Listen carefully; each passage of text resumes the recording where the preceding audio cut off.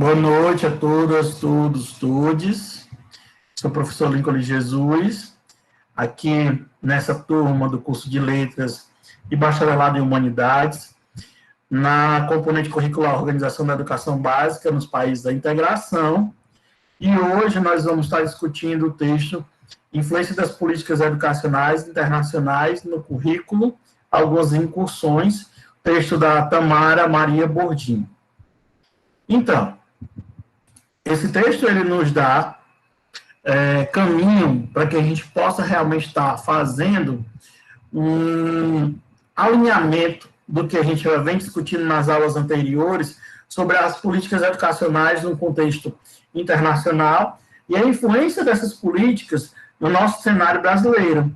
E, consequentemente, também peço aos estudantes africanos que tentem lançar o olhar para que essa caminhada também seja levada a partir da realidade de Angola, Moçambique, ou Guiné-Bissau, ou Cabo Verde, em que os alunos africanos estão aqui e participam dessa componente.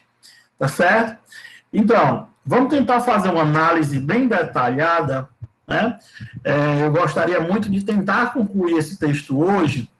Se for possível, ótimo. Se não for, a gente vai dar um prosseguimento, né, a partir de uma análise nas aulas seguintes. Mas eu vou apresentar para vocês aqui.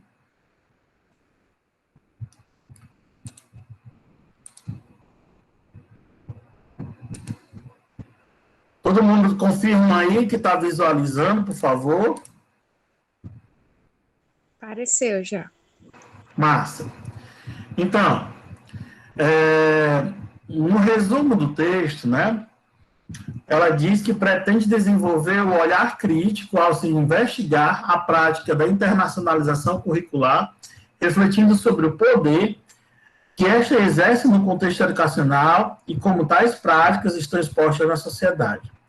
Propõe descrever também, de uma forma sintética, as origens de concepções curriculares, focando o âmbito do poder nela enraizado. E, nesse contexto, aborda-se a dimensão em que a política educacional vem sendo direcionada e as relações entre os programas internacionais e a política curricular. Nesses termos, demonstra-se as formas dessa prescrição internacional ao qual o Brasil vem adotando como política de avaliação em larga escala, que está sendo demasiadamente difundidas e adotadas pelo sistema e instituições de uma forma acrítica. Após a análise das constatações de vários autores e produções científicas, verifica-se que a política de formação do currículo é fortemente influenciada por políticas educacionais amparadas em um contexto globalizador, inspiradas internacionalmente e que seus mecanismos e ferramentas estão há algum tempo sendo adotados pela política educacional brasileira como uma forma de angariar poder e investimento. Nessa perspectiva aí, se a gente parar para analisar melhor, né, o que vem sendo desenvolvido, falado pelo nosso governo no contexto atual, né, a gente consegue entender que esse cenário é um cenário propício para alargamento, né, dos ambientes privados, né, das universidades privadas.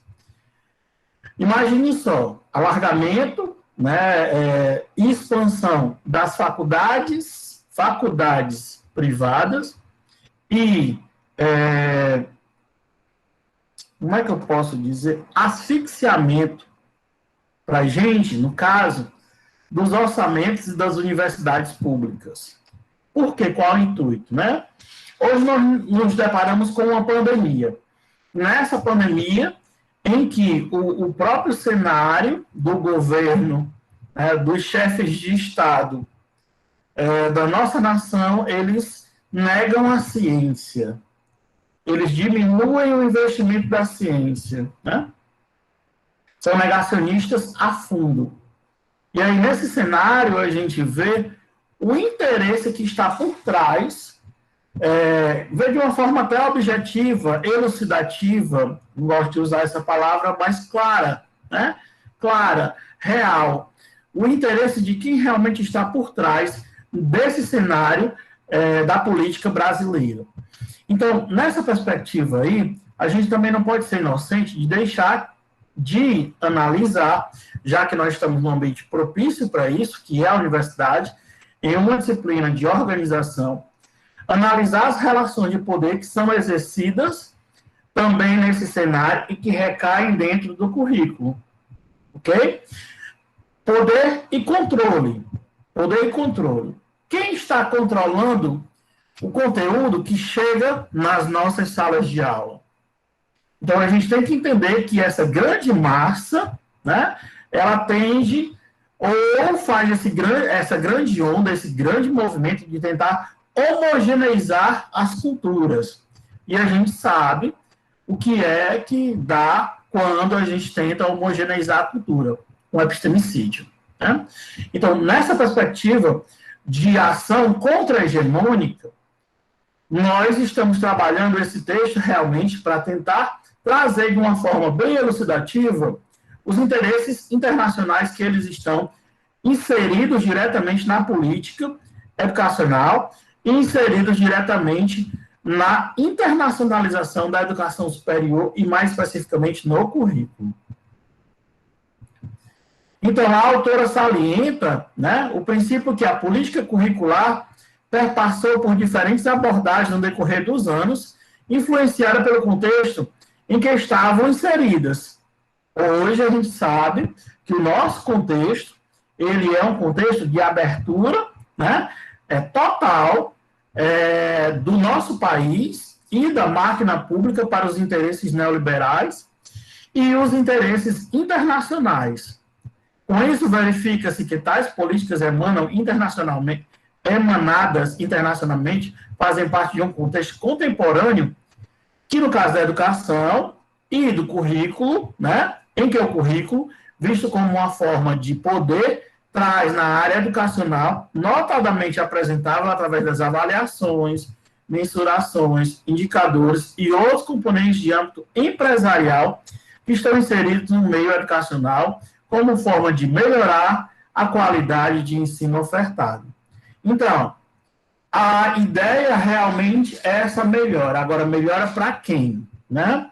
Melhora para quem? Em que interesse está imbuído nesse melhoramento do nível de educação? Certo? Currículo, um breve resgate no tempo. Destaco aqui algumas citações, né, que vão estar de amarelo, que a autora nos diz. Ampliando conceitos, o currículo pode ser conceituado como o conteúdo cultural que os centros educacionais tratam de difundir naqueles que os frequentam, bem como os efeitos que tal conteúdo provoca em seus receptores. No entendimento de Moreira e Kandal e Sopesla e Trevisol, o currículo abarca conteúdos objetivos, experiências e planos pedagógicos vivenciados dentro e fora da sala de aula. Vou só ver aqui que tem uma galerinha querendo entrar. Beleza. Bem-vindo, bem-vinda. Vou só tirar aqui o microfone. Pronto. Adriele, teu microfone está ligado? Dá uma olhadinha. Tava não, agora está ligado. Beleza. Então, foram muitas mudanças ocasionadas e observadas ao longo do tempo. Ou seja, ele se comporta como um instrumento que tem a capacidade de estruturar a escolarização, a vida nos centros educacionais e as práticas pedagógicas. Desse modo, considero a amplitude do tema... Opa! Tem alguém com o microfone ligado?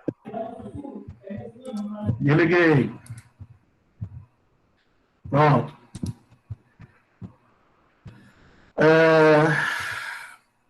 Desse modo, considero a amplitude do tema currículo, abordando desde as salas de aula, coordenações, até os alunos, família, sociedade civil como um todo.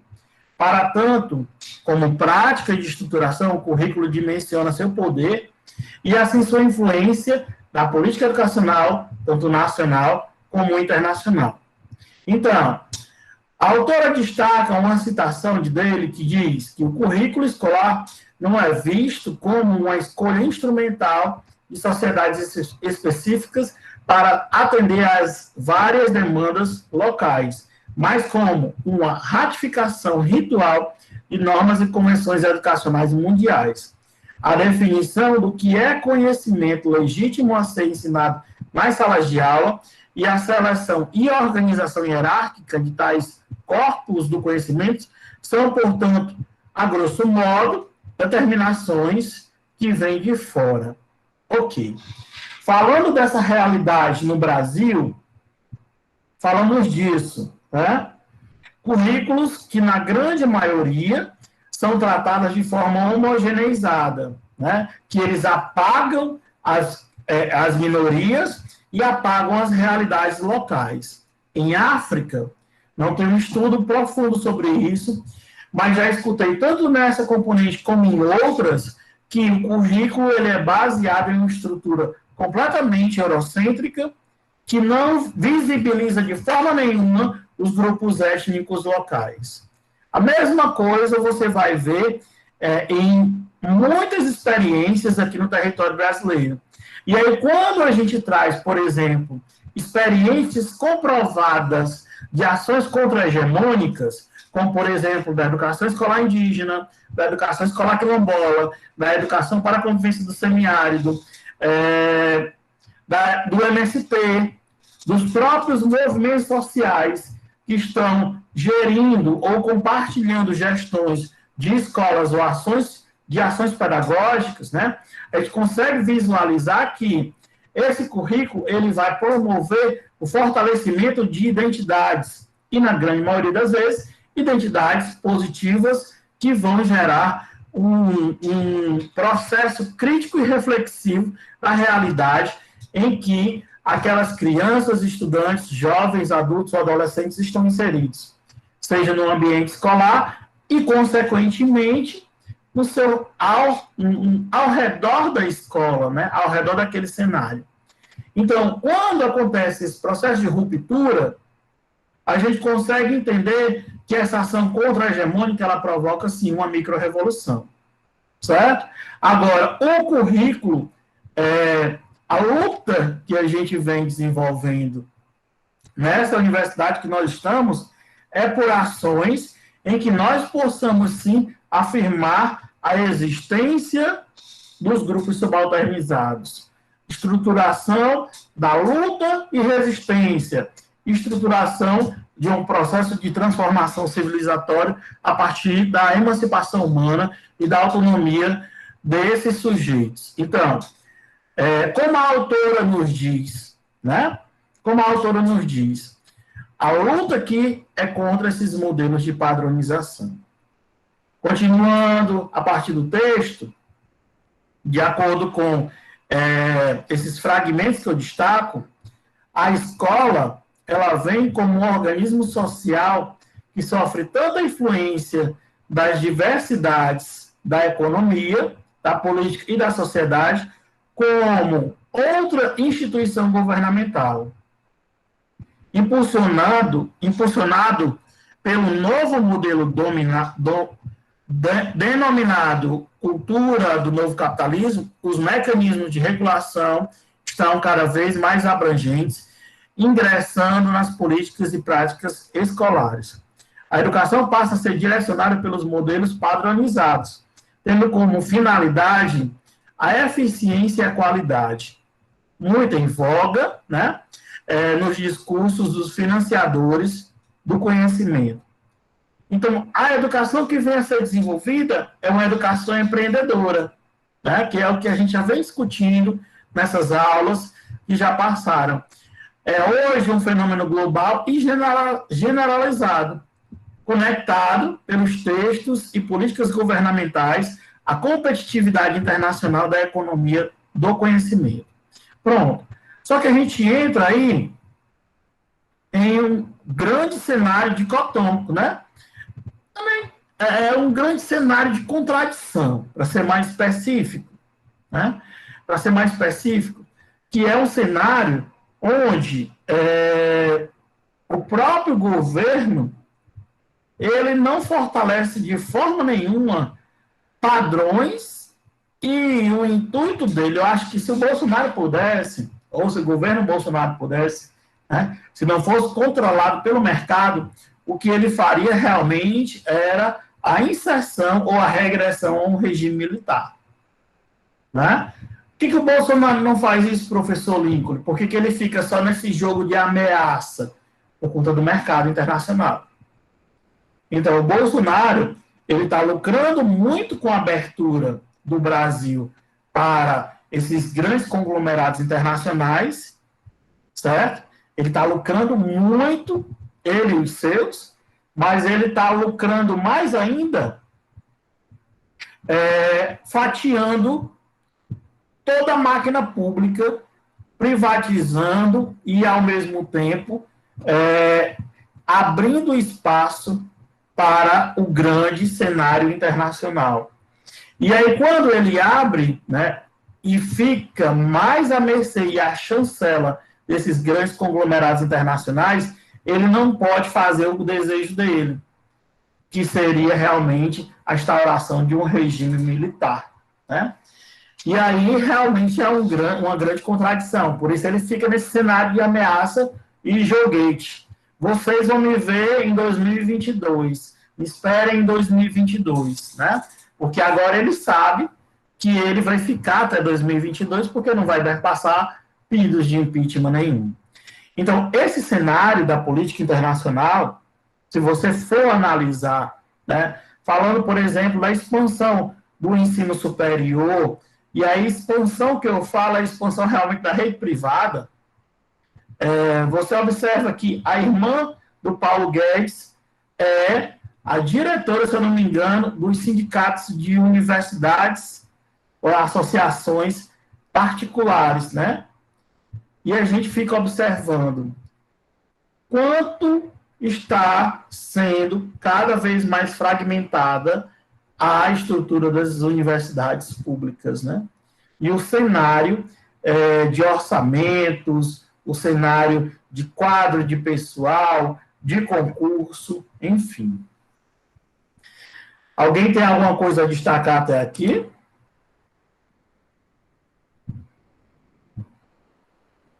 Alguém tem alguma coisa a destacar até aqui?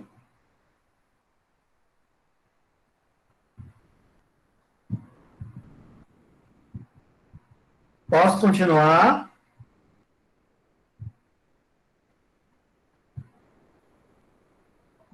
Ok. Pode, professor, pode continuar. Beleza, obrigado. Então, aqui, no meio político global, né, a autora vem dizer assim, que existe 2 pontos. Essa estrutura, ela já estava sendo pensada desde 1930, né, em que ela diz aqui, ó, no meio político global, pode-se considerar que as influências das políticas educacionais internacionais mais importantes ocorreram a partir de 1930, com Ralph Taylor, né? Após o maior impacto a essa adoção. E ocorreu também em 1990 com a assinatura da declaração, né, de Jomtien, na Tailândia, que foi o que a gente já viu naquele primeiro texto, que previa aumentar a qualidade da educação básica ofertada com definição de metas estatísticas semelhantes aos países desenvolvidos. Né?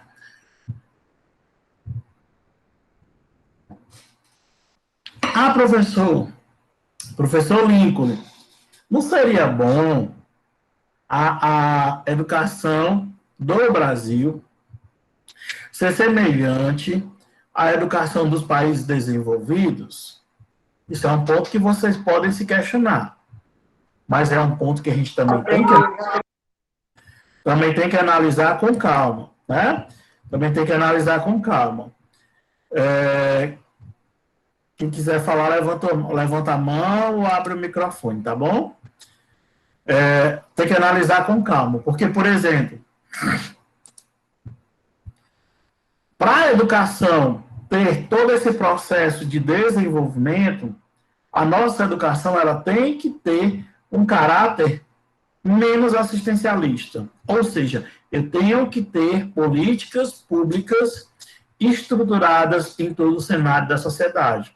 Eu tenho que ter cultura, lazer, segurança e soberania alimentar, moradia, trabalho, emprego, renda, né? Saúde, assistência social. No mínimo isso. Então, por que eu estou dizendo isso?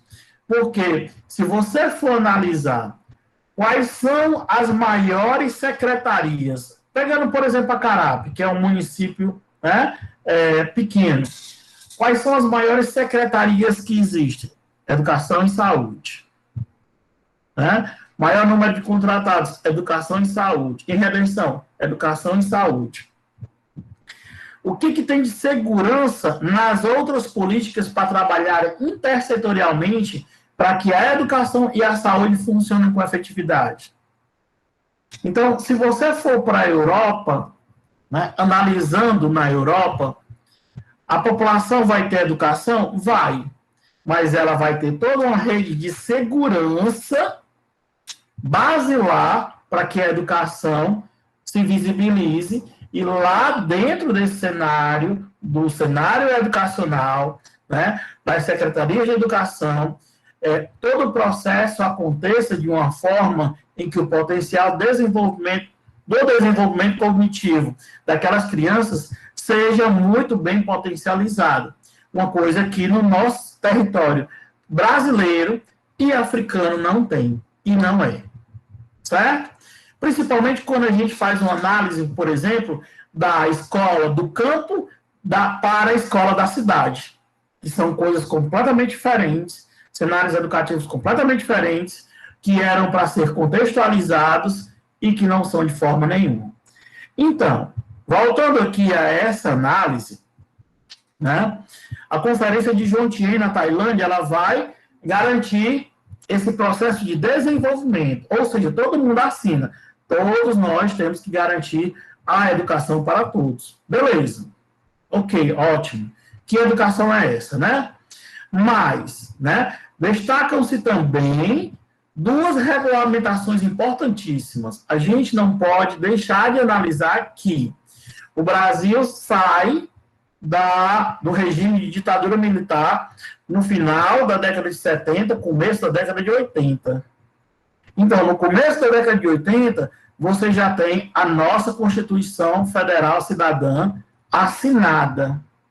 A Conferência de Jomtien na Tailândia é em 1990.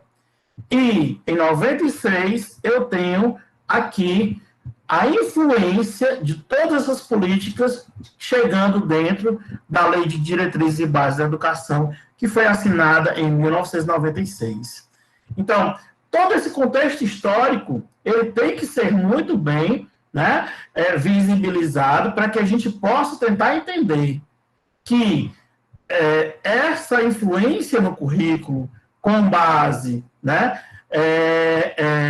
nesse contexto internacional, ele foi e é alicerçado desde a nossa Lei de Diretrizes e Bases da Educação, a 9394/96, até os dias atuais, até a BNCC. Né? E a BNCC é a culminância disso tudo. Então, não sejamos inocentes de forma nenhuma. Ok? A autora também destaca, aqui na página 83, que conforme o artigo 9º, inciso 4º, assegurar o processo nacional de avaliação do rendimento no ensino fundamental, médio e superior, com colaboração com os sistemas de ensino, objetivando a definição de prioridades e a melhoria da qualidade de ensino. Qual é a qualidade de ensino que vem sendo analisada e como melhorá-la? Pronto.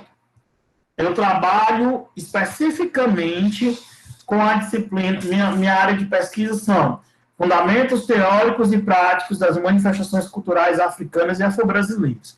Eu trabalho com potencial de desenvolvimento cognitivo a partir do ensino de ginga, né, na pedagogia. Dentro desse contexto, uma das coisas que nós analisamos, né, a partir das manifestações culturais e religiosas afro-brasileiras, é justamente o potencial cognitivo que pode ser alicerçado quando acontece a expansão dos cosmosentidos. Ou seja, quando eu começo a aprender música, quando eu começo a dançar dentro da sala de aula, a brincar dentro da sala de aula, a compreender o contexto de interligação cósmica que existe com o universo que nós estamos analisando, principalmente alicerçado com base na ancestralidade. E aí chega uma avaliação dessa, em que ela só consegue medir o rendimento do ensino de português e da matemática. O que é extremamente complexo, porque, por exemplo, se a minha criança, o meu estudante, né, o meu aluno, a minha aluna, ele não tem uma inteligência lógico-matemática aguçada, ele vai gerar um baixo índice, né, nessa avaliação, que vai impactar para a professora, para a escola, para a Secretaria de Educação. Mas ele pode ser sei lá, um grande músico, certo? Um grande músico, um grande bailarino amanhã. O que a escola vai fazer com a inteligência emocional dessa criança? Porque ele não sabe matemática. O que a escola vai fazer? O que o professor ou a professora vai fazer? Né? Como é que essa criança ela vai ser avaliada? Dentro dessa perspectiva, ela vai ser cortada. Ela vai ser deixada à parte. Ela vai ser cancelada de todo esse sistema. Né? E aí é extremamente complicado, porque essa avaliação ela vai direcionar um olhar específico que, às vezes, e na grande maioria das vezes, ela está desestruturando a vida de milhares de pessoas. Né? Diante do exposto, direcionar-se o currículo para uma educação a qual pode e deve ser medida, avaliada e conclusa para resultados. Perfaz, então, o currículo como uma forma de poder, pois é por meio de sua formulação que se direcionará as políticas públicas educacionais que deverão ser postas em prática, ao qual será elucidada adiante. Então, gente, quando a gente começa a entender que essas políticas elas estão dentro do currículo e elas vão dar um direcionamento para as nossas vidas, a gente começa a pensar o que está acontecendo no mundo? Por que está, né? Por que estão deixando isso acontecer? Por que acontece tudo isso? E aí a gente chega, né, para uma realidade, vou aqui interromper até a transmissão, a gente chega para uma realidade, Matheus, minha internet está caindo constantemente, que pena, Matheus. A gente chega para uma realidade de análise mais detalhada quando a gente consegue perceber que em toda hora nós estamos falando de decolonialidade, né? Decolonialidade. Mas como é que hoje a gente compreende essa estrutura que amarra todo o pensamento científico brasileiro, que amarra todo o pensamento educacional brasileiro, que é essa colonialidade? Vocês estão vendo dados reais, né, que vão ser pertinentes mantenedores dessa colonialidade. Mantenedores dessa colonialidade. Quantos de vocês já pensaram em desistir da escola porque eram péssimos de matemática, estudantes de matemática? Quantos de vocês, né? Aqui talvez de português não, porque vocês estão no curso de letras, né? Quantos de vocês não tiveram dificuldades, por exemplo, com experiências que eram desenvolvidas no ensino de física, no ensino de química, na biologia, já que nós estamos direcionando um olhar aqui para a área de humanidades, humanas, né, e letras. Pois é. E aí a gente pensa o seguinte, se nós não nos damos bem nessas disciplinas, a nossa vida vai ser um desastre. Nós somos burros. Nós não temos nada para fazer na nossa vida. Né? Nós vamos fazer o quê? Nada. Você vai ser quem? Nada. Você é servente de pedreiro, professor. Isso ganha muito mais do que professor, viu? Quer dizer, o pedreiro, né? Mas a profissão de pedreiro ela é muito digna, né? E válida.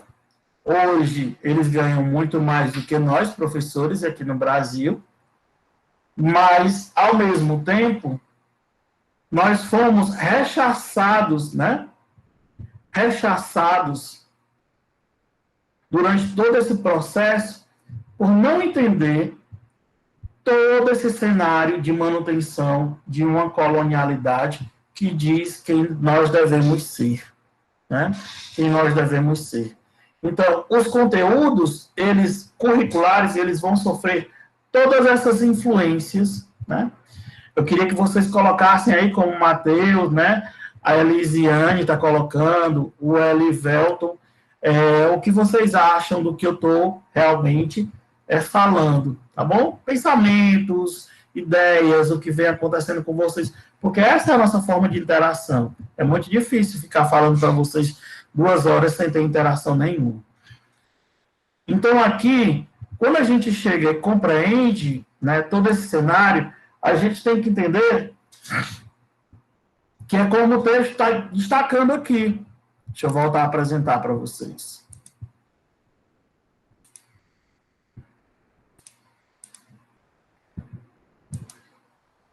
O currículo na dimensão do poder em âmbito internacional, né? Essa influência internacional, ela está ditando que nós devemos ser quem, né?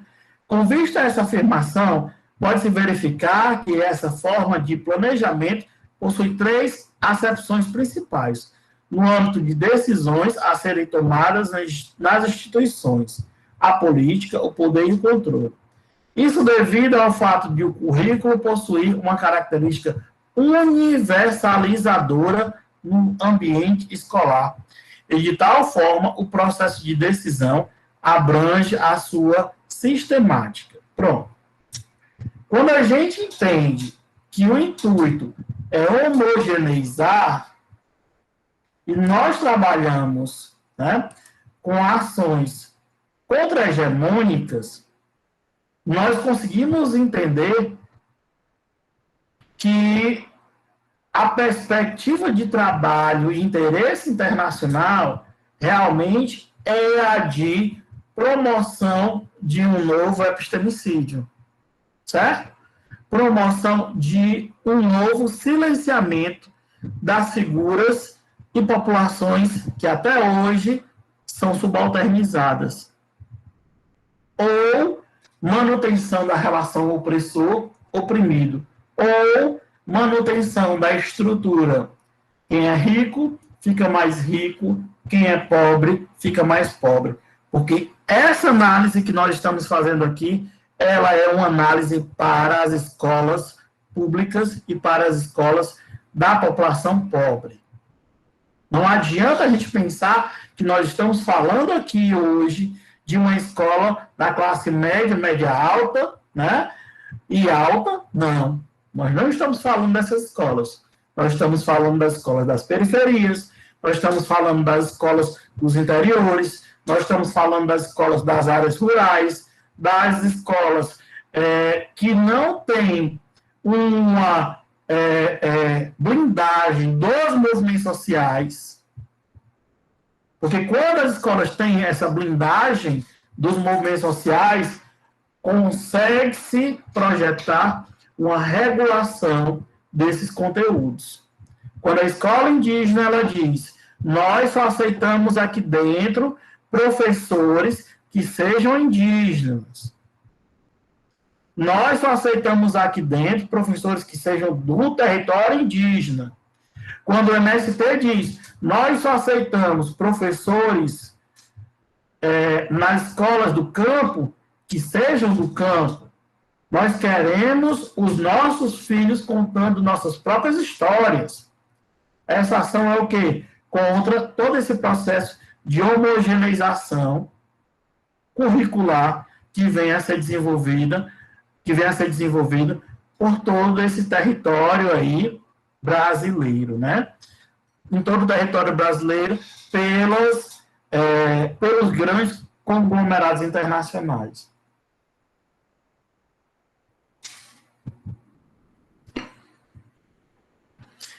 Então, voltando para cá.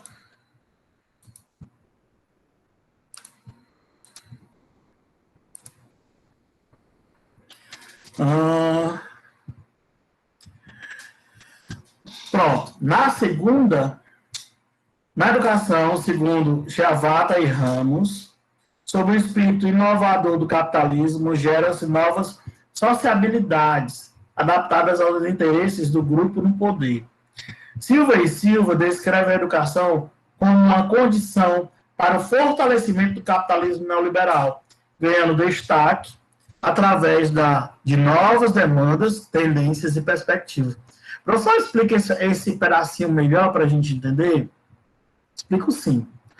Imagine só para vocês o seguinte, nós estamos falando de Acarape, né? Em Acarape eu tenho tantas escolas do campo. Essas escolas do campo, elas estão na área rural, mas, ao mesmo tempo, o processo educativo que está sendo desenvolvido ali é um processo urbanocêntrico. Não é um processo de fortalecimento das identidades campesinas. O que vai acontecer? A não criação de uma identidade positiva da imagem do contexto local. Aquelas populações vão fazer o quê? Vão migrar da área rural, da área do campo, para a área urbana, achando aquela velha premissa de que o desenvolvimento existe apenas na área urbana, né? O que é bastante complicado, porque você não gera um desenvolvimento local, a área rural fica esvaziada, e quando acontece esse esvaziamento, vêm as grandes indústrias do agronegócio, compram os terrenos e formam suas grandes... Não são nem nacionais, elas são internacionais. Elas compram as grandes fazendas, compram os terrenos, fazem as grandes fazendas e vão matando a terra e envenenando as populações locais, né?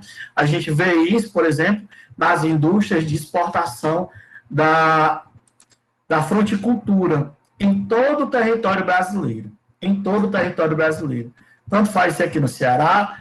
Eu analisei isso no meu doutorado, no Rio Grande do Norte, mas de uma forma muito intensa, isso vem acontecendo em todo o território nacional, principalmente para a gente aqui no Nordeste, quando existe uma área produtiva de solo e água doce, né, de forma subterrânea.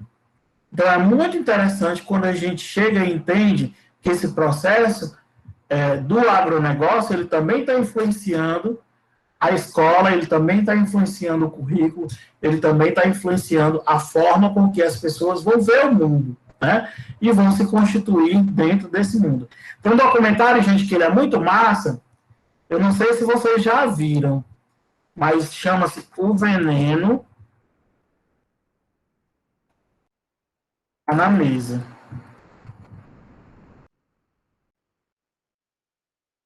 Tem o 1 e tem o 2. né? O veneno está na mesa. E ele passa na Chapada do Apodi, tanto na região do Rio Grande do Norte, quanto na região do Ceará, e é feita uma análise de água, né? Nessas regiões ali, Quixeré, Tabuleiro, Limoeiro do Norte, Apodi, no Rio Grande do Norte, em que todo o lençol freático daquela região, ele está envenenado pelas fazendas do agronegócio. E aí você percebe, por exemplo, por que nossas populações, por que nossos pais, avós, tios, por que hoje a população está desenvolvendo tanto câncer, né? Está adoecendo tanto. O Matheus Castro diz assim: nós do interior que estudamos sobre coisas da metrópole, aí o pessoal daqui vai embora, não é estudado uma forma de desenvolver formas de trabalho na nossa localidade. Meio que mora mais gente velha por aqui. Isso mesmo. Por quê? Porque a população jovem não quer ficar. Essa identidade camponesa, ela não é formada. E, principalmente, Matheus, uma identidade positiva, né, valorativa, que vai gerar um desenvolvimento local. Um desenvolvimento local. E aí é que é o complicado, porque as populações, né, jovens, elas vão para as áreas urbanas e vão ocupar subempregos, né? Gente, só um instantezinho que eu vou pegar aqui meu carregador do computador, que o computador está descarregando.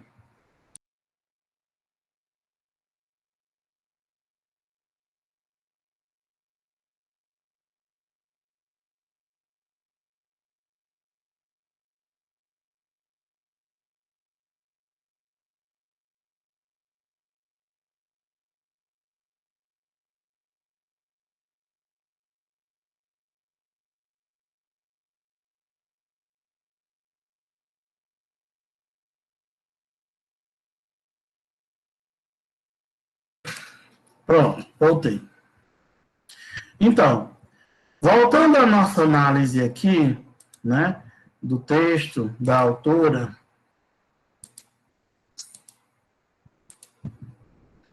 a gente consegue entender que ela diz: é o fato que o currículo não é feito apenas por si. Os agentes que o compõem possuem interferência elevada nos rumos de suas diretrizes. São esses agentes que definem os conteúdos, que conteúdos ensinar, que métodos de avaliação adotar, que critérios internos definir para melhorar o rendimento dos alunos, que ambiente escolar será adotado pelas instituições, que política de qualificação será adotada, enfim. Sua interferência é tão grande que define quase que totalmente os rumos das instituições que está elaborando, adotando. Diante disso, a esfera política, por meio de seus agentes, possui grande interferência no ambiente curricular. Então, você vai analisar que essas ações de organização social, né, organizações sociais, como, por exemplo, o movimento indígena, o movimento quilombola, o movimento campesino, o movimento de mulheres camponesas, o MST, os movimentos ligados às periferias, né, aos grandes centros urbanos, que vão dizer que nós não queremos mais, por exemplo, nós não queremos mais esse modelo de educação, nós queremos sim uma organização social com base em uma escola, em que a escola valorize o contexto local, em que a escola valorize a realidade em que nós estamos inseridos, entenda a relação local, territorial local, para o contexto global, planeta, né? É o positivo. Então, quando esses movimentos eles se fortalecem, eles conseguem fazer uma pressão no Estado e em reivindicar o desenvolvimento de processos educativos contra-hegemônicos, né? Processos educativos contra-hegemônicos. Na minha análise, no doutorado, de uma forma bem nítida, né, como o Matheus me ajudou a perceber, de uma análise bem nítida, os movimentos campesinos, eles dizem, porque o governo Lula não fez a reforma agrária, porque o governo do PT não fez a reforma agrária. Antes do PT, quem fez mais reforma agrária, que criou mais assentamentos, né, rurais, foi o Fernando Henrique Cardoso. Mas o PT, ele não fez isso. O PT, ele usou uma desculpa de que, não, eu não posso fazer reforma agrária. Tanto o Lula podia ter feito, como a Dilma podia ter feito. Mas não fizeram, porque eles, se fizessem isso, eles iam mexer com o ninho de vespas que estava ali muito bem estruturado. Então, o que eles fizeram? Promoveram a educação. Era o que eles podiam fazer de acordo com seus acordos políticos fajutos e vendidos, né? O que era, pelo menos, positivo para a gente. Porque agora, né, a dizimação de tudo isso está acontecendo, que é o mais complicado. O retrocesso político. Então, foi o que eles fizeram? Eles fizeram a educação do campo, falando especificamente das populações campesinas. A educação indígena, falando das escolas indígenas, né? Dos grupos étnicos indígenas, quilombola, e aí vai. Né? Eles fizeram isso. Por quê?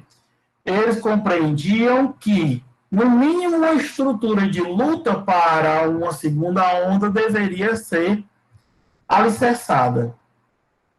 E aí foi aonde veio a grande falha, tanto, né, dos estabilizadores da esquerda, como dos movimentos sociais. Os movimentos sociais foram cooptados pelo Estado, certo? Eles entraram dentro da máquina pública, mas, ao mesmo tempo, eles não fizeram a sua formação de base. Professor, explica melhor para a gente? Explico sim. Vou voltar para cá, para olhar para vocês. Vou já ler isso aqui, tá certo, gente? O que foi que eles fizeram? Imaginem só, eu era professor do curso de licenciatura em Educação do Campo.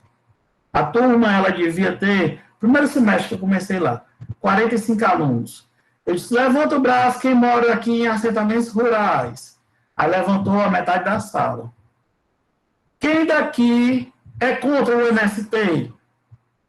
Grande parte daquelas pessoas que moravam nos assentamentos rurais era contra o MST, né? O movimento da população sem terra.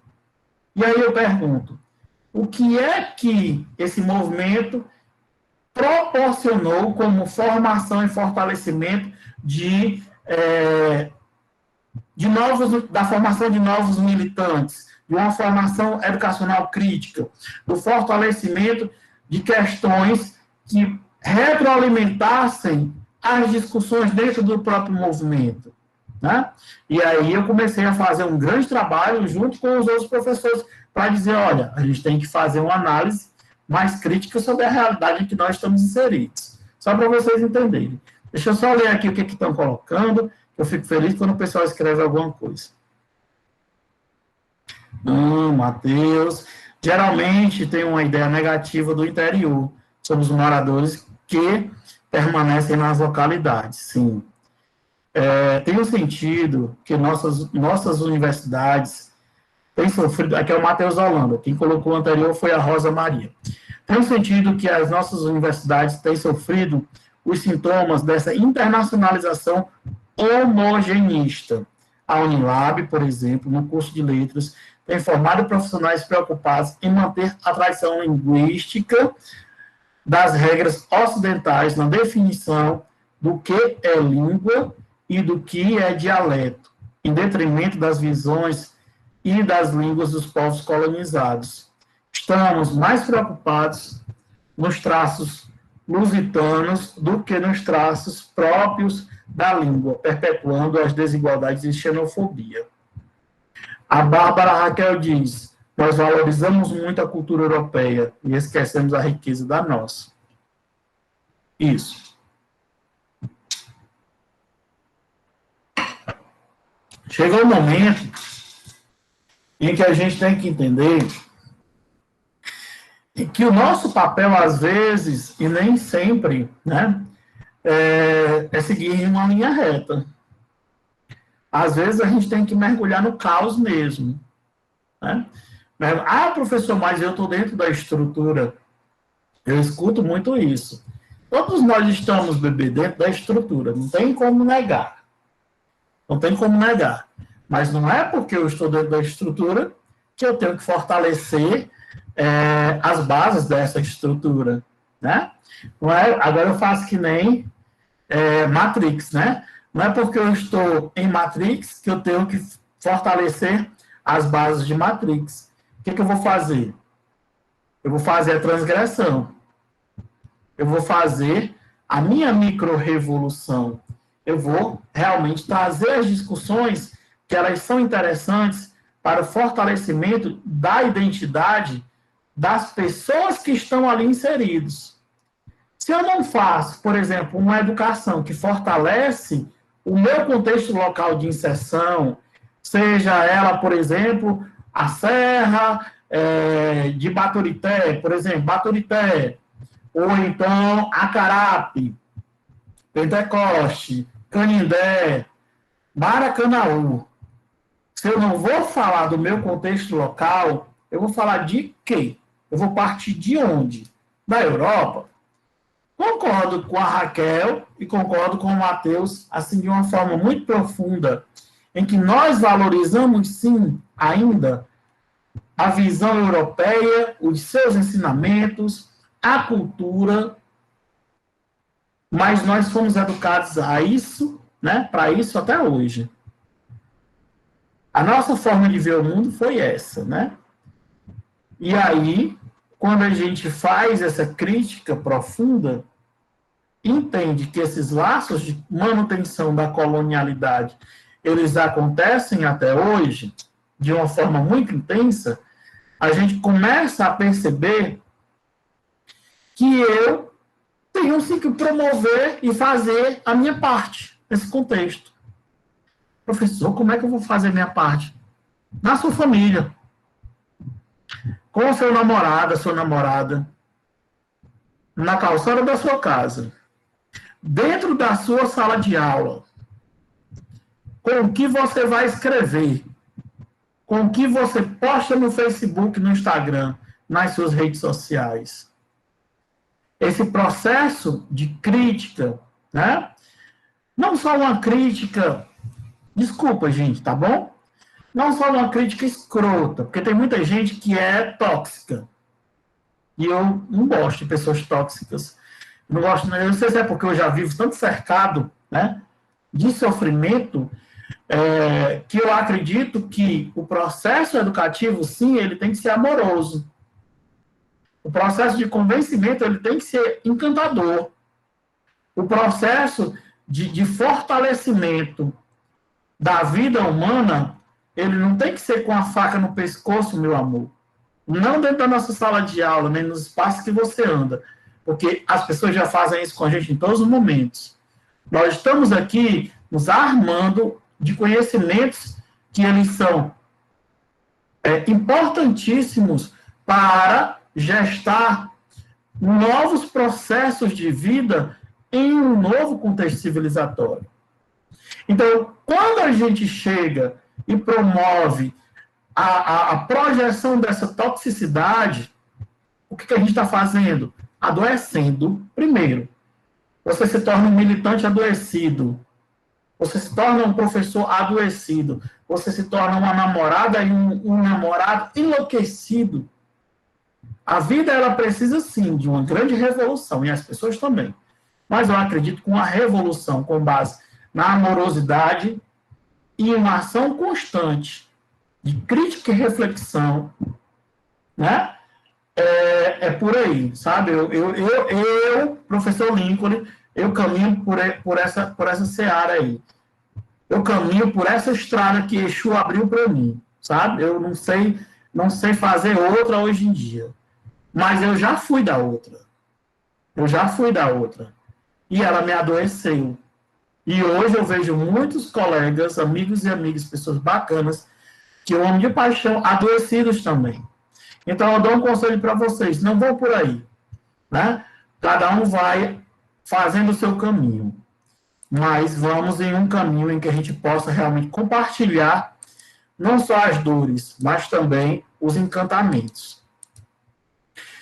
Porque essa estrutura aqui, gente, ela é muito bem montada, sabe?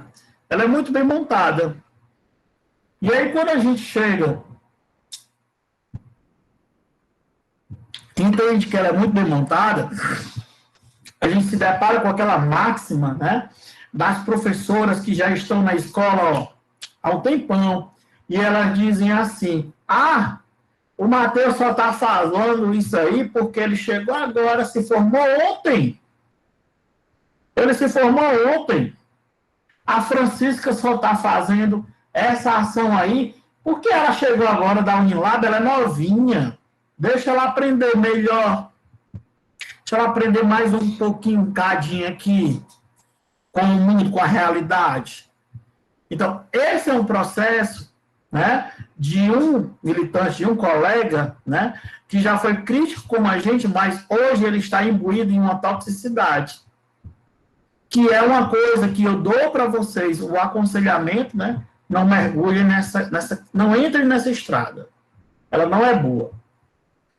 Por quê? Porque essa estrutura aqui, muito bem montada pela colonialidade, ela é realmente adoecedora, né? Então, voltando aqui à nossa análise, a partir do texto da autora, ela diz aqui, percebe-se, então, que política está ligada ao poder e que ambos estão enraizados no sistema curricular, ganhando cada vez mais espaço e respaldados no ambiente educativo.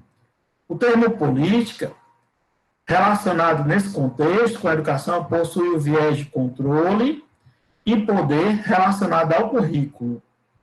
Acrescenta-se que a política apresenta um conjunto de ações empreendidas por um ou mais agentes ou instâncias a fim de conservar ou ganhar poder para defender seus interesses de outros que os consideram ameaças para o alcance dos próprios interesses. O que notadamente observa-se com tais contextualizações é que o currículo, na contemporaneidade, tornou-se um meio de conflito, de busca de poder, de jogo político e ações de controle, decorrendo o interesse pedagógico e acadêmico como forma de elaborar conhecimento. Então, Ball nos ajuda também a compreender, dizendo que o indivíduo autogerenciado e a organização autônoma são produzidos dentro dos interstícios. Aí é justamente o que eu estou dizendo. Quando eu me organizo como um movimento social que vou reivindicar, eu vou fazer isso aqui, ó. Interstícios da performatividade através de auditorias, excepções, avaliações, autorrevisões, garantia de qualidade, avaliação de pesquisa, indicadores de resultado e etc. Então, gente, quando eu começo a compreender que esses interstícios eles podem ser utilizados por nós, né? Ou eles são utilizados por pessoas que têm visões diferentes de mundo, que querem abarcar um mundo outro, a gente começa a entender que esse processo de luta, ele começa também a ser estruturado. Ball também diz, preconiza a incorporação de novas sensibilidades e valores e novas formas de relações sociais. O setor privado é o modelo a ser emulado. E o setor público deve ser empreendedorizado à sua imagem. Por quê? Porque nós estamos analisando aqui, né? Nós estamos analisando aqui que o setor privado ele está em uma expansão aligeiradíssima. E o setor público, né? Ele está sempre o setor público está sempre sendo minimizado. O Tales coloca assim: alguns professores realmente desvalorizam o próprio meio. Lembro que desde o ensino fundamental, meus professores perguntavam em sala: quem quer ser professor aqui? Só eu levantava a mão. E sempre era o mesmo discurso: meu filho, você é doido, não queira não. Pois é. Eis a grande questão, né? Nós somos forçados ou direcionados a pensar que nós só devemos caminhar para 3 grandes áreas, né? Que é o direito, a medicina e a engenharia. Isso é um contexto histórico, é um lance histórico, Thales, que a gente tem que entender que vem desde a base da colonização do Brasil, né? Foram as 3 grandes escolas que a colônia alicerçou para o desenvolvimento. Só que hoje nós entramos em uma grande contradição quando, por exemplo, muitas pessoas não querem mais estudar, também não querem fazer outra coisa e vão criar, através das suas outras inteligências, outros caminhos de ganhar dinheiro. Né? Como, por exemplo, os influencers, os digital influencers. Então, você vai ver outras formas de ver o mundo que estão sendo criadas, em que a gente também tem que se adaptar e em que a gente também tem que saber viver dentro desses outros cenários.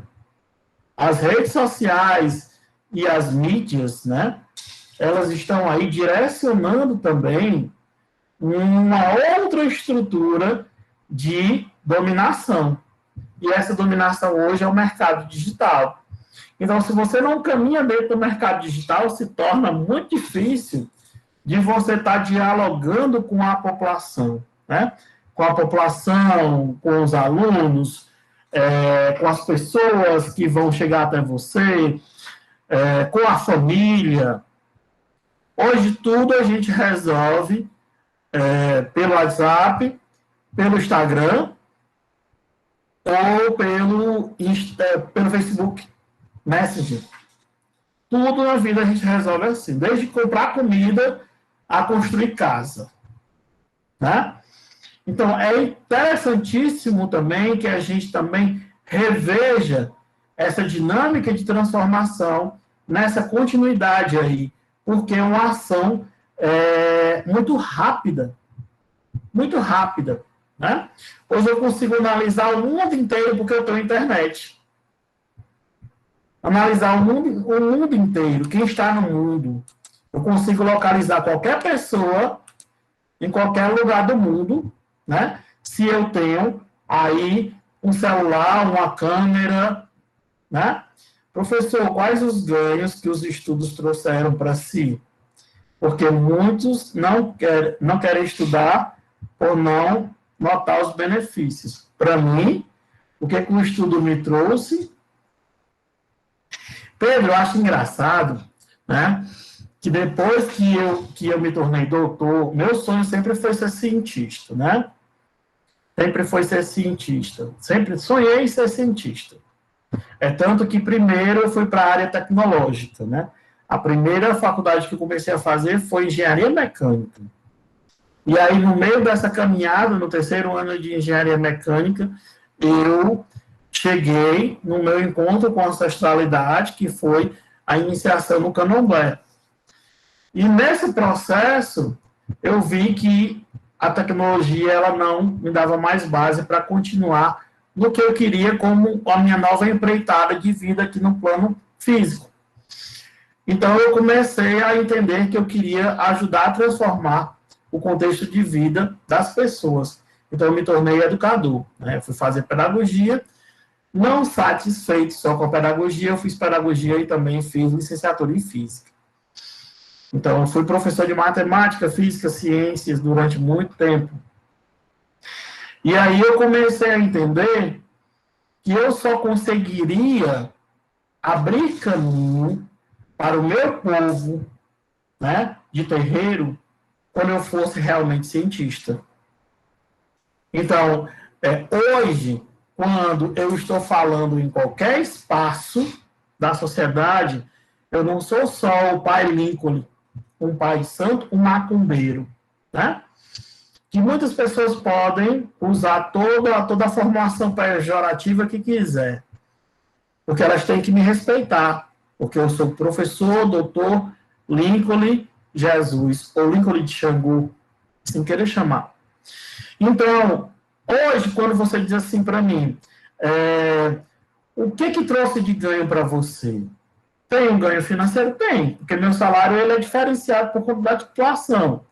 Mas que, ao mesmo tempo, o ganho também, ele vem para a minha militância, para a minha instância de vida, outra que é a vida religiosa, que é realmente essa caminhada dentro do terreiro, entre o terreiro e a universidade. Então, o ganho ele não foi só financeiro, ele foi um ganho de transformação ou de potencialização de transformação para todo um povo que precisava também de vozes para estar dialogando, lutando e abrindo caminhos. Né? E abrir caminhos nem sempre é fácil, é sempre um grande desafio.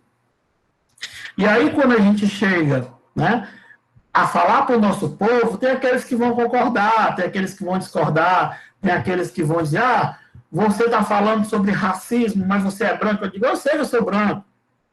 Eu sei que eu sou branco, dentro do terreiro. Mas eu sou branco, e porque eu sou branco, eu tenho que ser racista? Os brancos, eles não têm que ser também antirracistas? Né? Antirracistas, eles têm que aprender a desconstruir o racismo que foi construído em cima deles. Mateus coloca assim, professor, como utilizar os conhecimentos sobre o poder dessa globalização nas questões específicas do nosso contexto educacional na Unilab? Por exemplo, nas eleições para reitorado na Unilab, em que uma das candidaturas demonstra um apoio ao Bolsonaro e ao que ele representa. Mateus, é bem específico isso, né? Porque você quer uma fórmula? Eu não sei.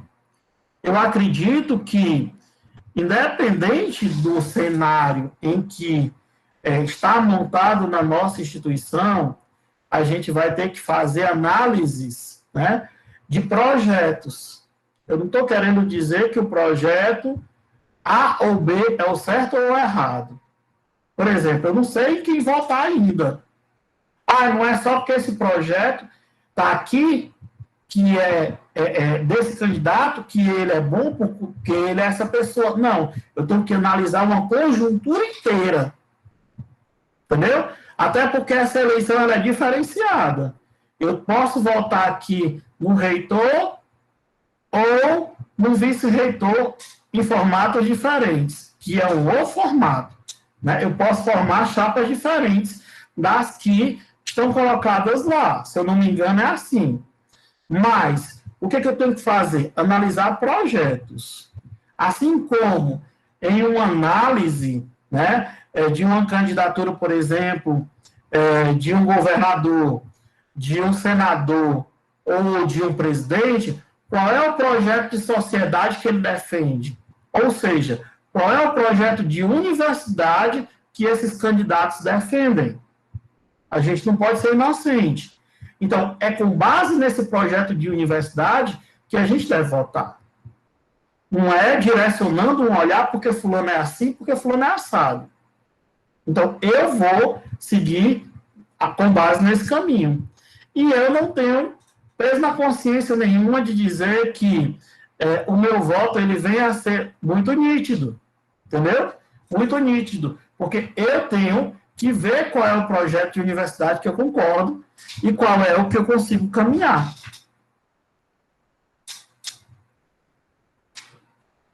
Ok? Voltando aqui para o texto, espero ter ajudado, viu, meu amigo? Voltando aqui para o texto, as políticas internacionais e o currículo, uma forma de regulação. Né? Então,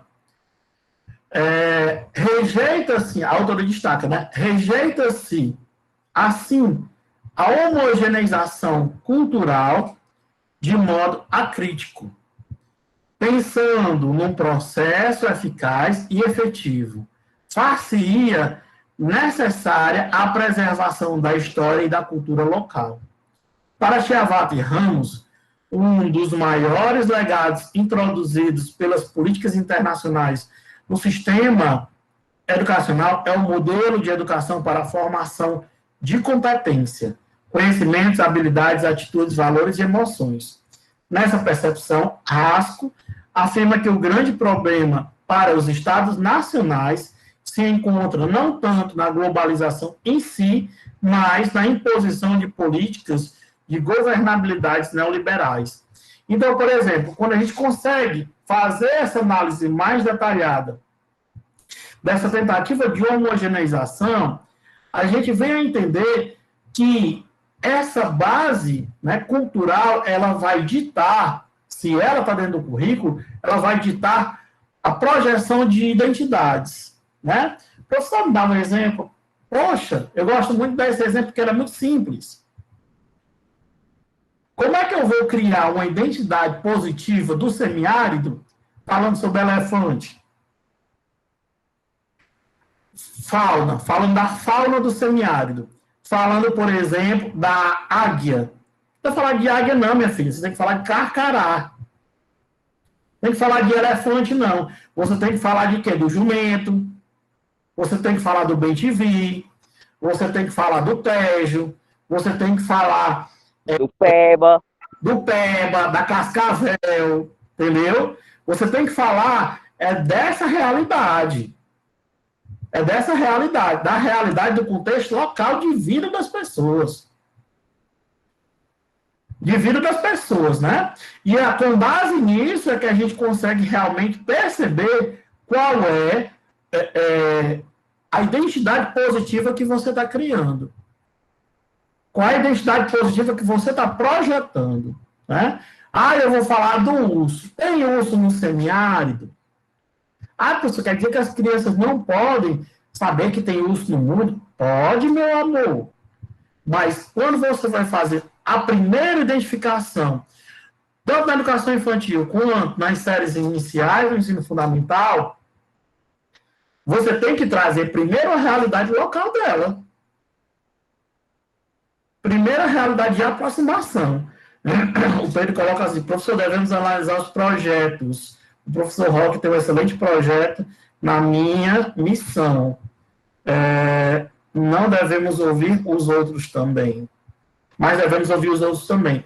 Sim, eu acredito que nós devemos ouvir, Pedro, todos. Viu? Voltando à questão de eleição, nós devemos ouvir todos. Analisar os projetos de universidade que nós queremos e, a partir daí, tirar nossas próprias conclusões individuais. Né? Nossas próprias conclusões individuais. Não adianta dizer, vote em fulano, vote ciclano, vote em beltrano, vote... Não posso dizer isso, de jeito nenhum. Não vou pedir voto a ninguém, né? Apesar de que muita gente já me pediu. Mas eu acredito que a gente tem que analisar, sim. Tem que analisar o contexto nacional? Tem. Tem que analisar o contexto universidade? Tem também. Tem que analisar os nossos interesses enquanto estudantes, enquanto professores. Eles estão sendo ouvidos ou não? Então, isso aí é uma análise que cada um vai fazer e aí vai ter tempo de decidir. Não é hoje, né, gente? Não é hoje. Então, voltando aqui, quando a gente chega, né, e faz uma educação contextualizada, falando sobre essa realidade, a gente começa a delimitar, sim, né, um espaço de construção de identidades positivas e valorativas. E aí, por exemplo, né, a autora ela começa a falar que das formas de avaliação, né? Uma das mais fluentes formas de intervenção na política internacional na amplitude curricular do Brasil são as avaliações em larga escala. Seu propósito é mensurar o nível da qualidade da educação brasileira voltada à eficácia do sistema. E aí ela vai falar, por exemplo, aqui do SAEB, né, Sistema de Avaliação da Educação Básica. Ela fala também da Prova Brasil, do IDEB, né, do IDEB. E aí eu fui pesquisar. Vocês estão vendo essas páginas aqui? Sim. Sim ou não? Vamos usar o IDEB, né? Vamos ver aqui. O IDEB pode servir como uma bússola para apontar necessidades e ajudar a melhorar a qualidade do ensino de uma rede. Ao olhar o IDEB, deve-se levar em conta cada indicador que compõe, analisando qual o impacto do aprendizado em português, matemática e o do fluxo, aprovação. Eu não consigo ler isso aqui. E aí eu vou ter que... Deixa eu ver se eu apontar aqui. Pronto. Verifica-se o desenvolvimento das escolas numa mesma região, segue o mesmo ritmo também, como pode ajudar a localizar pontos de atenção. Então, aqui eu fui, por exemplo, tentar localizar o IDEB do Ceará. Eu não sei se a gente consegue ver aqui. Não, não é aqui não. Pronto. O IDEB do Ceará, em 2005, ele era 3,2, 2007, isso analisando o quarto ano, né, a quarta série, quinto ano. 3,2, 3,8, 4,4, 4,9, 5,2, né? Aí, metas projetadas, 3,2, 3,6, 4,0, 4,3, 4,5, 4,8, 5,1, em 2021, 5,4. No nono ano, no Ceará, 3,1, 3,5, 3,9, 2011, 4,2, 2013, 4,4, e aí a projeção para 2021 era 5,8. No Ceará, terceiro ano, 3,3, 3,4, 3,6, 3,7, 3,6, baixou, e para 2021, 5,1. Certo? 5,1. Quando eu chego para analisar aqui, por exemplo, a cidade de Acarape, né? A cidade de Acarape. Se você coloca no site do IBGE, eu não sei se vocês já tiveram essa curiosidade, você consegue analisar todos os municípios, né, do nosso país. E se você for mais a fundo, você consegue analisar até todas as escolas. A taxa de escolarização, 96,8. O IDEB nos anos iniciais, 5,4. Nos anos finais, 5,3. Matrículas no ensino fundamental, 9,18. Matrícula no ensino médio, 344. Isso falando de 2018, tá? Docentes no ensino fundamental, 99. No ensino médio, 20. Número de estabelecimentos de ensino no ensino fundamental, 8. No ensino médio, 1. Né? E aqui, se eu abrir economia, saúde, território e ambiente, eu vou conseguir fazer outras análises mais profundas. É importante para a gente entender que todo esse... deixa eu voltar aqui para olhar para vocês. Eu estou apresentando ainda. Para a apresentação. Pronto. Todos esses dados, eles estão disponibilizados para a gente. Mas, por exemplo, quando a gente quer implantar uma empresa, uma indústria, né, um comércio, fazer um estudo de mercado, por exemplo, para desenvolvimento de telefonia, né, ou para venda de internet móvel, internet tanto faz, tudo isso é analisado.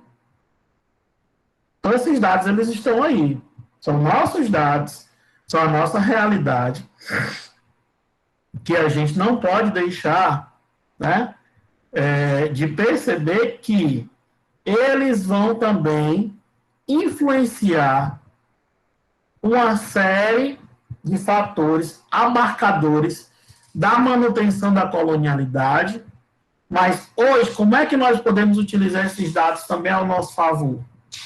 Certo? Porque o que a gente consegue destacar aqui de ações contra-hegemônicas nesses dados? Nada. Dessa análise aqui, a gente não consegue trazer nada. De jeito nenhum.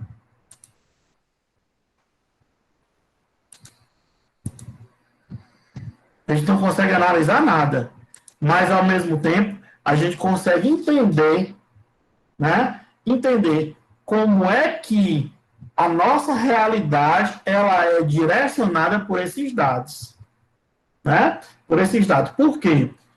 Conforme a autora dizia, eu acho que está aqui no texto, não sei se eu vou ler mais na frente. Aqui. O Brasil adotou tal política com o intuito de cumprir parâmetros internacionais assumidos através do compromisso Educação para Todos. Em 2021, a meta é atingir o índice estatístico 6, nota equivalente aos países de primeiro mundo. A dúvida da globalização nas avaliações em larga escala na política educacional brasileira está focada nos parâmetros de países do primeiro mundo para países em desenvolvimento e nas reflexões de tais avaliações na política educacional. Então, a autora agora mergulha em uma análise profunda quando ela chega e diz assim, o impacto do sistema internacional no contexto do ensino superior. Né? Alguém pode ler para mim isso aqui, porque eu já estou cansado de ler. Tomando como ponto de partida. Eu vou ler. Tomando como ponto de partida o viés do empoderamento da educação, no contexto globalizador destacado anteriormente, esta seção irá estabelecer de forma objetiva a dimensão do impacto internacionalizador do ensino superior, na perspectiva estratégica de crescimento econômico e lucro empresarial. A cada ano vê-se o aumento considerável de instituições particulares de ensino superior no Brasil. Este crescimento tem como principal fundamento a facilidade de tornar como uma atividade lucrativa esta área da educação. Também se considera, segundo Chauí, 1999, a educação superior como ambiente preponderante para o crescimento da sociedade, tendo em vista seu caráter cognitivo e científico, e assim importante para inserir o país em um ambiente globalizador que direciona a competição e a excelência dos resultados. Pronto, só um instante. Então, se a educação superior ela tem um caráter de desenvolvimento cognitivo da sociedade. Por quê? Porque a partir do momento em que nós entramos na universidade, nós conseguimos fazer análises mais profundas dos fenômenos sociais, né, dos fenômenos naturais, do desenvolvimento tecnológico, da área de gestão, em suas várias performances, nós conseguimos entender que a universidade, quanto mais universidades, mais um desenvolvimento cognitivo, um desenvolvimento local e global. Mas por que o governo quer minimizar as universidades públicas e protagonizar espaços para as faculdades particulares? Né? Aí chega em uma análise em que nós devemos, por exemplo, dimensionar o desenvolvimento cognitivo presente dentro das faculdades e dentro das universidades. Na Unilab, por exemplo, tem professores maravilhosos, tem professores que têm suas especificidades, né? Mas todos os professores maravilhosos, ou aqueles com suas especificidades, conforme vocês consideram, eles têm, no mínimo, doutorado. Se você for para uma faculdade particular, você vai ter professor com graduação, professor com especialização, professor com mestrado, talvez algum professor com doutorado. Então, o nível de leitura e de conhecimento desses, para esses, teoricamente, ele é bastante diferenciado. O nível de experiência e desenvolvimento, tanto em pesquisa como extensão, desses para esses, é bastante diferenciado. Por que o governo quer investir em áreas de subformação? Entendeu? Essa é uma das grandes questões. Por que essa massa aqui, ela pode ser mais estimulada se o certo é estimular essa? Você está entendendo? Guardem isso aí. Quem está valendo, pode continuar a leitura dessa parte sublinhada, por favor. As instituições de ensino superior devem se organizar com base nos artigos multiculturais, que Lima e Maranhão falam.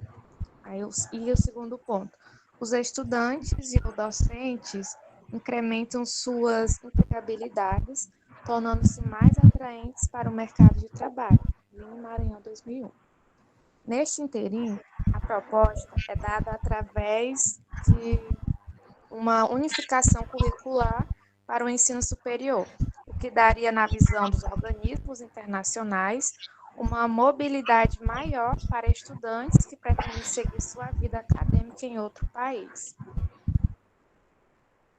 No contexto curricular, a internacionalização do ensino superior parte do viés de formar seres para atuarem no mercado, trabalhadores úteis, no ensejo capitalista, porém não críticos da sociedade em que pertencem.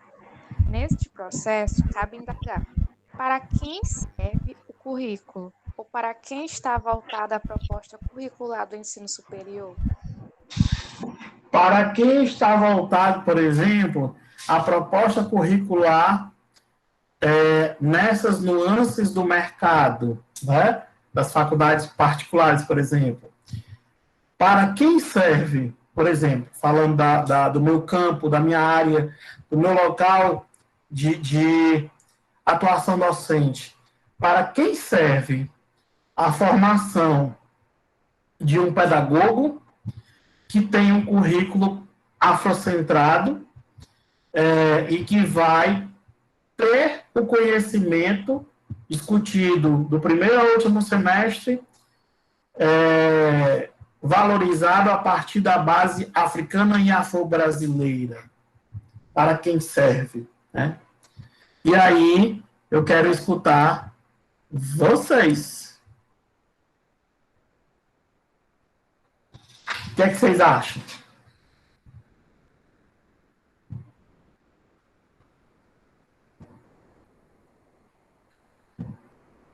Nada? Por gentileza, me ajudem a pensar.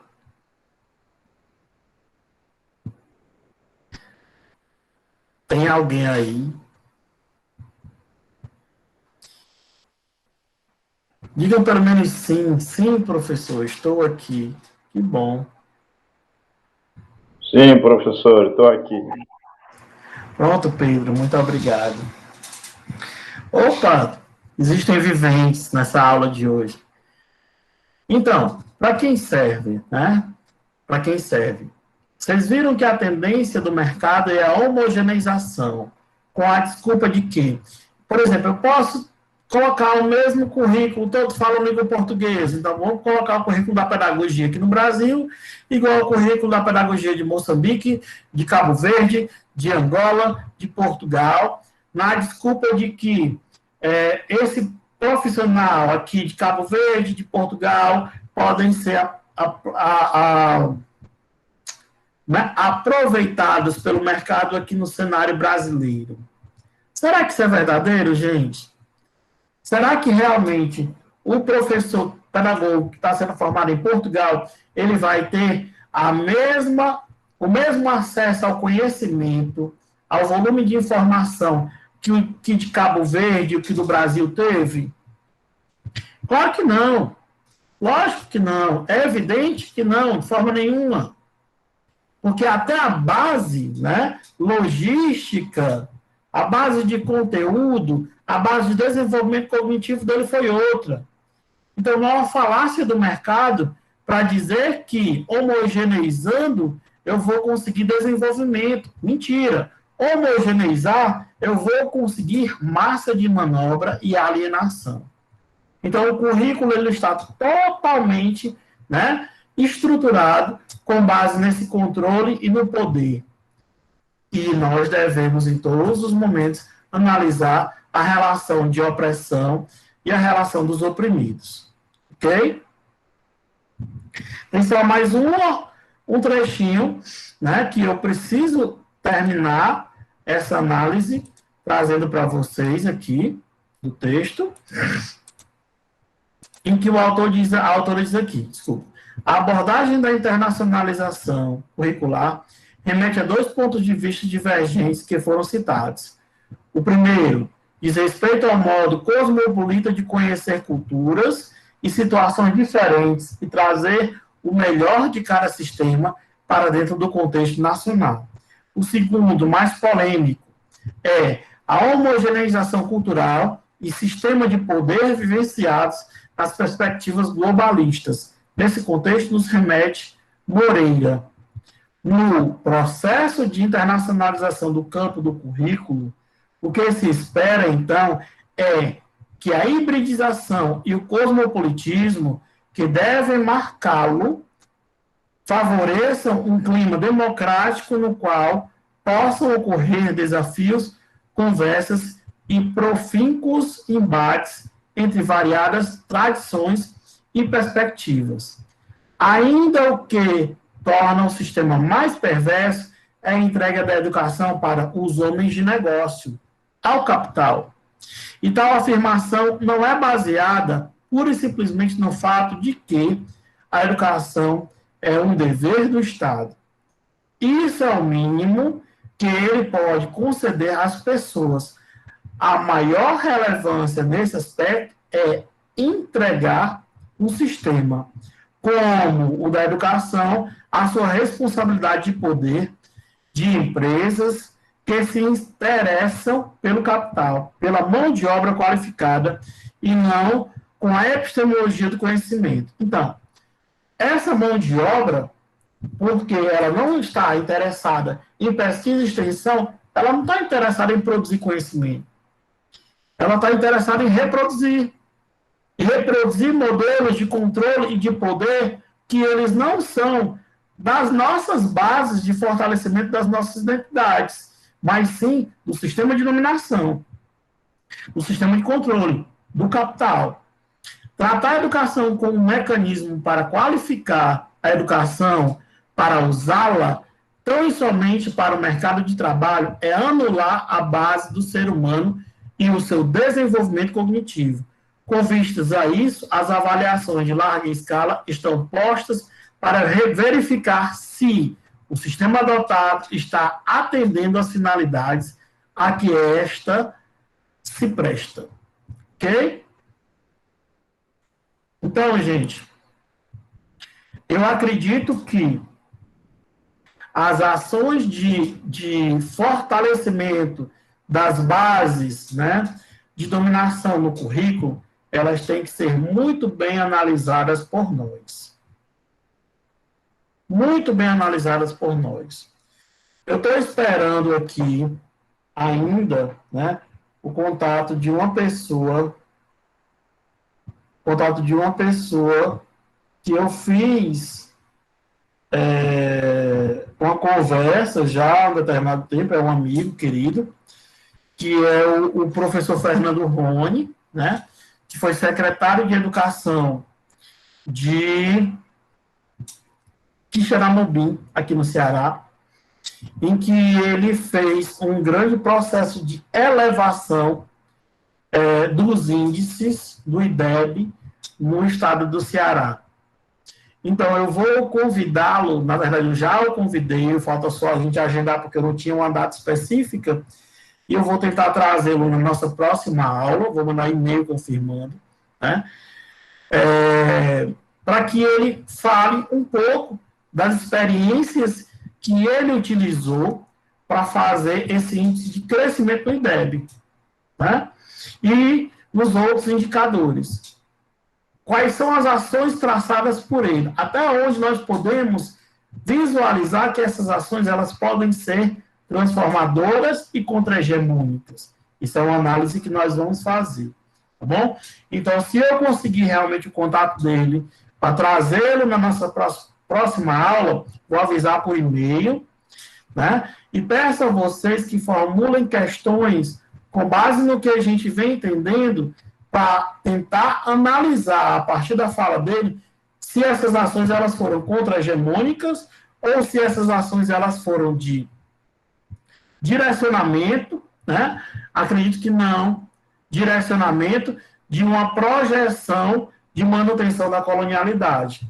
Mas, como essas ações elas aconteceram, eu acho que é o mais interessante, porque foi um grande boom, né? Xeramobim, ela teve uma grande ampliação do IDEB.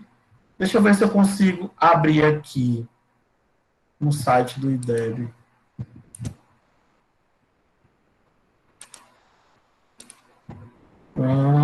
Peraí.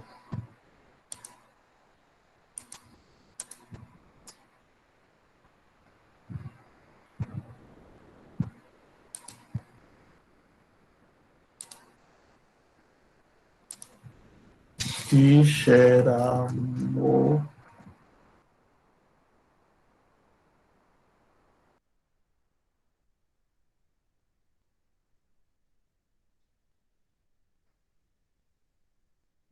Ok, só mostrar aqui para vocês para a gente terminar aqui a aula, ok?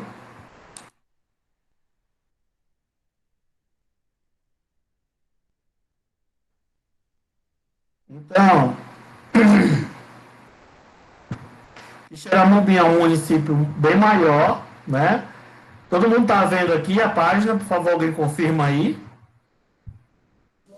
Sim, professor. Pronto. Vocês podem ver aqui que tem quase a mesma taxa de escolarização de Acarape, 96,7, né? Está na faixa de 96, porém, tem 10.549 matriculados. E o IDEB, nos anos iniciais, né? Ele é 7,4. Vamos ver o de Acarape. Ou sai da página, ó, de Acarape. Mas nos anos iniciais ele é 7,4, nos anos finais 5,7. Então nós temos uma cidade que eu posso dizer que está no meio do Sertão Central, um município, né? Ele está no meio do Sertão Central, tem um número bem maior de habitantes, tem 7 escolas, né? De ensino médio, enquanto a Acarape tem uma, tem 80 escolas de ensino fundamental e tem um índice de IDEB no ensino fundamental de 7,4. Então, é interessante, sim, a gente conhecer essa experiência para entender quais foram as ações que foram desenvolvidas lá e que podem nos ajudar a pensar em caminhos contra-hegemônicos, né? Caminhos de transformação através das nossas micro-revoluções. Então, eu estou esperando. Se eu conseguir, eu confirmo com vocês por e-mail. Eu acho que vai ser muito massa a fala dele aqui para a gente. Tá bom? Alguém tem alguma consideração sobre a aula de hoje para fazer? Sim, não, talvez um dia.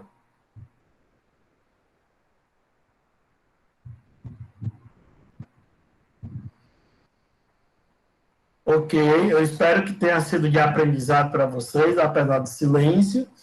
Ficamos por aqui. A partir do momento em que eu conseguir o contato do Rony e o sim ou não dele, eu falo. E aí a gente abre um novo fórum para a gente estar finalizando a nossa primeira nota. Tá bom? Ok? Um abraço, boa noite, felicidades. Mergulhe nas leituras do texto, tá? tá certo? Para que a gente possa realmente fortalecer um amadurecimento dessas análises, que elas são tão necessárias para a gente hoje. Bom final de semana, tudo de bom, boa noite, né? A nota do fórum eu só vou colocar, Tiago, quando forem as dos dois fóruns juntos, tá bom? Mas espero que vocês participem. Um abraço, gente, boa noite.